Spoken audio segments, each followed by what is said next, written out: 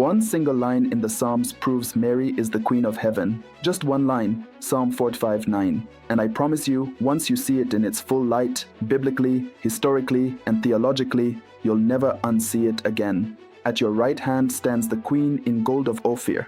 Most people glance at that verse and move on, but hidden within it is one of the most powerful truths about Mary in all of Scripture. It's a gem buried in plain sight. And today, I want to help you dig it up. Stick with me for the next few minutes. We're going on a journey from the ancient throne rooms of Israel to the coronation vision of heaven in Revelation, and we'll see why the church has always proclaimed Mary as Queen.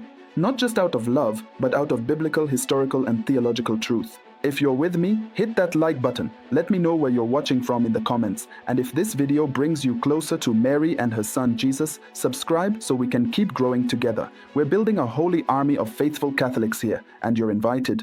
Now, let me tell you a story. Years ago, I was leading a Bible study on Mary. We had a group of Catholics and a few Protestants who were curious, even a little skeptical. One of them asked me point blank, "Dominic, where does the Bible say Mary is Queen of Heaven? Show me the verse." So I turned to Psalm 45:9. I read it slowly. "At your right hand stands the Queen in gold of Ophir." And I said, "That's her."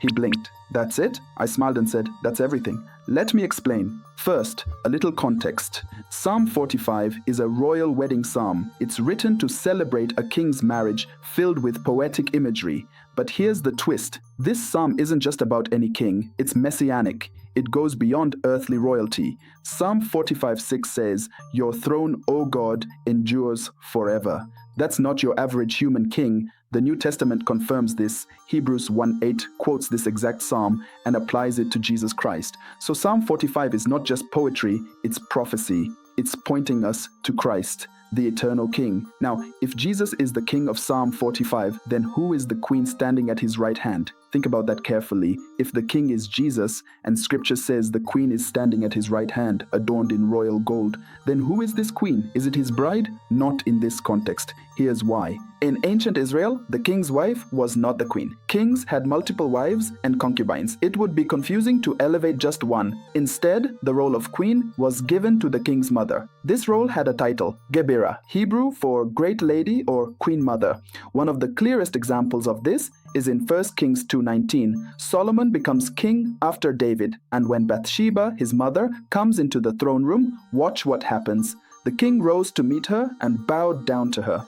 Then he sat on his throne and had a throne brought for the king's mother, and she sat at his right hand. That's a mirror of Psalm 45:9. The queen mother sits at the king's right hand. That's the place of honor, authority, and influence. And when she makes a request on someone's behalf, Solomon doesn't ignore it. He listens. So, who is the mother of Jesus, the son of David? Mary. She's the Gebirah of the new kingdom. If Jesus is the eternal Davidic king, then Mary, by logic and by ancient precedent, is the queen mother, not by her own power, but because of her relationship to the king. This is why, when you see an image of Mary wearing a crown, it's not just a pious decoration, it's a proclamation of a biblical office. It tells the truth about her identity in salvation history. Now here's where it gets even more beautiful. The church didn't just make this up later in history. The early church fathers saw it clearly. St. Ephrem in the 4th century wrote, "The Lord came into her to become a servant. The word entered her and became silent within her.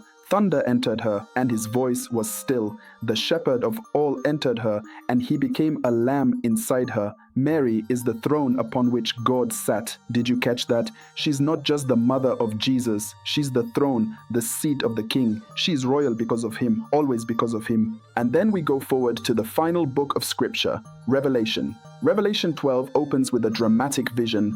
A great sign appeared in heaven. A woman clothed with the sun, with the moon under her feet, and a crown of 12 stars on her head. This isn't some mythical goddess. She's real, and she gives birth to a male child who is to rule all the nations with a rod of iron. That's Jesus. So who is the crowned woman? Mary. Yes, Revelation 12 also symbolizes Israel and the church, but biblical images are layered. Mary is the mother of Christ and the mother of the church. She fits both symbols perfectly. And she's shown wearing a crown. Why? Because she is queen. Pope Pius XII taught this explicitly in Ad Caeli Reginam. Mary deserves the title queen, not only because of her divine motherhood, but because God willed her to have an exceptional role in the work of our eternal salvation. Let that sink in. Her queenship is not a bonus, it's part of God's eternal plan. Now here's where it gets practical. If Mary is queen, what does that mean for you? It means you have a mother in heaven who stands beside the king, always interceding for you.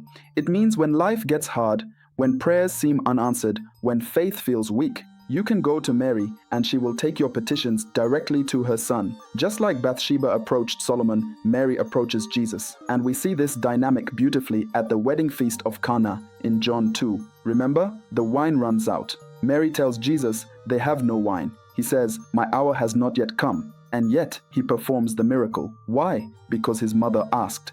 And what does Mary say to the servants? Do whatever he tells you. That is the voice of the Queen Mother, not giving commands, but pointing everyone to the King, always to him. This is why the Church encourages Marian devotion, not because she replaces Christ, but because she leads us straight to him. St. Louis de Montfort, a master of Marian theology, said it best: to Jesus through Mary. Mary is the safest, easiest, shortest, and most perfect way of approaching Jesus. And if you're looking to start building that connection, I invite you, join our daily holy hour. Every morning, we read scripture, study the church fathers, pray the Seven Sorrows Rosary, and dive into Marian devotions that will change your life. Link is in the description. Come spend time with the Queen, who always leads you to the King. Now, let me briefly respond to a common objection. But doesn't the Bible warn about the Queen of Heaven in the book of Jeremiah? Yes, it does. In Jeremiah 7, the prophet condemns the Israelites for burning offerings to the Queen of Heaven.